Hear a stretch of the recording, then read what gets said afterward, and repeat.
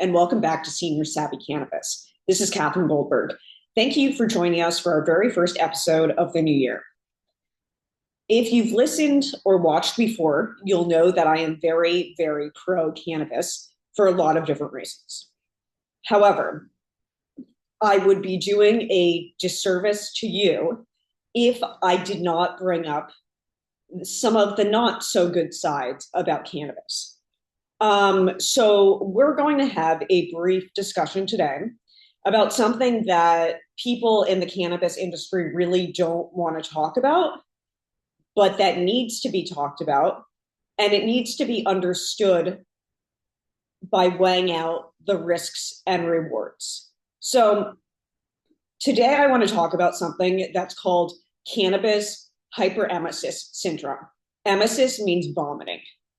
So Cannabis Hyperemesis Syndrome is a medical problem that people have presented with, where they have excessive vomiting, nausea, diarrhea, and it's for an unexplained reason. Before we get into why this could be, why this happens to some people but not others, I want to talk about how this condition was first coined, because to be perfectly honest, I thought the anti-weed people made it up. And when I heard about the first case of it within my smallish community, I thought the girl was trying to get attention. So we all have a lot to learn, and that's why I'm here. That I want to just give you a primer on this so that you can be aware of the signs in case it happens to you or someone you know. So in 2004, there was a study done, published in the peer-reviewed journal Gut, which looked at people who basically chronically abused cannabis. They used not in moderation, the exact opposite of moderation, a lot. And they presented these problems of severe vomiting. And the one thing that relieved the symptoms was extremely hot showers.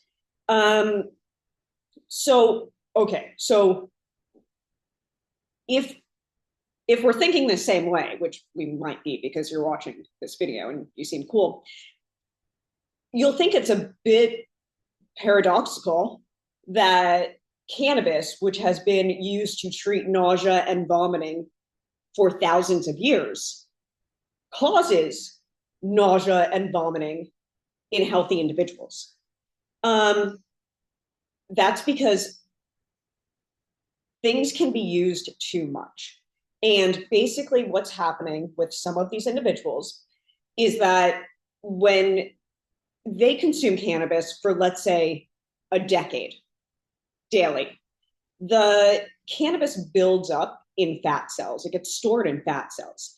The receptors that process the cannabinoids, particularly the THC, the psychoactive part of the cannabis that gets you high, that is processed through the CB1 receptor. And that can get worn out. It can be overused. And it can get overused to the point of dysregulation and dysfunction. And that's what we're seeing in this, I believe. By the way, I am not a medical doctor. I'll put the disclaimer on. I am just obviously a cannabis enthusiast and a science enthusiast. And I don't want anyone to live in fear of this happening. But the stories that I have heard over the course of planning this episode for a week is that it's more common than we want to admit. And although it's not common for the regular population, less than 0.1%, within the population of cannabis who consumes daily, the population of people who consume cannabis daily and have done so for many, many, many years, it's a lot more than 0.1%. I'll just tell you that. So don't live in fear of it. And there are a couple things here. Start with the most important part. If this happens to you, there's a solution. You stop using cannabis and the body resets itself. It takes about 3 to 6 months, and that's it. And from a lot of the people who have told me that this happened to them, once they got their system in check, they started using cannabis once a month. And so that's the first part, is that there is a immediate solution. And although this kind of sounds like the body has developed an allergy to the plant, because you may have heard of like people developing food allergies later in life, all of a sudden you can't eat shellfish. That's an allergy. There's an allergy where the body, once you're exercising, it like stops producing oxygen. Anything that can be good for you can get to a point where it's no longer benefiting you. Okay. So the first thing is that you stop using it. The second thing is that the common denominator among the stories that I was told this week is that, and this is why I'm doing the episode, because although I don't think it's a huge risk, we're hearing about it. As cannabis gets legalized, we're going to hear more about it. And that's not a reason not to legalize, but it is a reason to practice moderation if you know that's something that could happen. Anyway, let's see. Let's talk about a couple different factors. So let's say, and this is clearly hypothetical, but let's say you had two identical twins who both consumed cannabis pretty much the same way for a long time. One might develop cannabis hyperemesis syndrome while one might not. So although they have the same genes, obviously their genes are not being expressed in the same way. When it comes to biological functioning, we're talking about genes, we're talking about enzymes, we're talking about proteins. So there really is no such thing as, because someone had this negative reaction to weed, I may have this negative reaction to weed. The evidence just suggests that among people who use cannabis daily, and third point, it's not the cannabis necessarily that's just smoking a joint. And it's not the cannabis of people taking a gummy to go to sleep. We're talking about, and on my podcast episode last week on reframing cannabis, from stigma to superpower, watch it, it's a good episode. I talk about the different degrees on the spectrum of cannabis products, where you might start out with a tincture that has nearly no psychoactive effect, and you go all the way up to a cannabis concentrate, which is just pure THC to a level that the body has never experienced before. So one could say, theoretically, that if this is something that you are worried about because the benefits to consuming cannabis daily outweigh the drawbacks, but you still want to be realistic, then my advice would be to stay away from the high concentrate THC options. Try to find the most balanced strains you can. I know it's hard. They don't really make too many one-to-ones anymore. Gotta grow it yourself, I guess. But really to stay away from the dabs, the hash. And the thing is, like, the art of hash that started in Iran like 5,000 years ago, they weren't smoking it 24/7 out of like an electronic rig that charges in your car, you know? So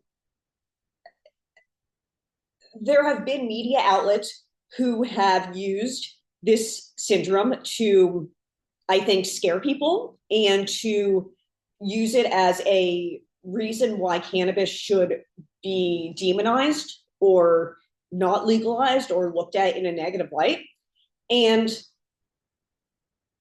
I think it's that anything that has the potential for abuse we have to be mindful of it. And again, like I said, this isn't common.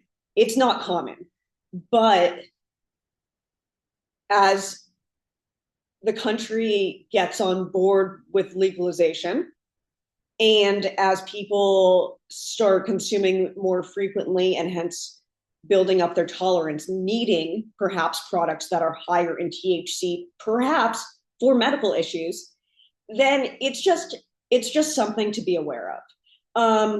And I'll end with one other thought is that I've heard from people who have been diagnosed with cannabis hyperemesis syndrome, hyperemesis. Sorry, I practice, but hyperemesis because it means vomiting. When they did not present any gastric signs, they did not have any vomiting or diarrhea or nausea. They were experiencing other very unpleasant symptoms, movement disorder symptoms, things like that. And I think since doctors don't know what to call this because cannabis is sort of federally illegal and therefore not too much research has been done, I think a lot of different things are going to be bucketed into this syndrome because it's got cannabis and syndrome in it. So it's like 2/3 of the way, close enough.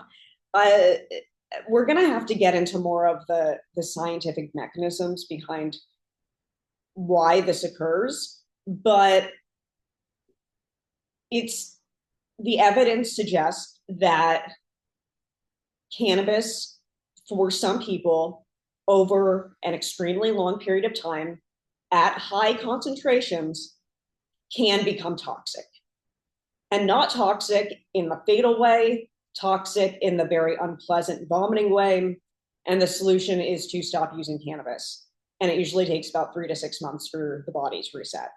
So I appreciate you listening. I understand that this conversation is not going to apply to like 90% of you guys because most people are not using the forms of cannabis where I think you're going to be most susceptible to developing this.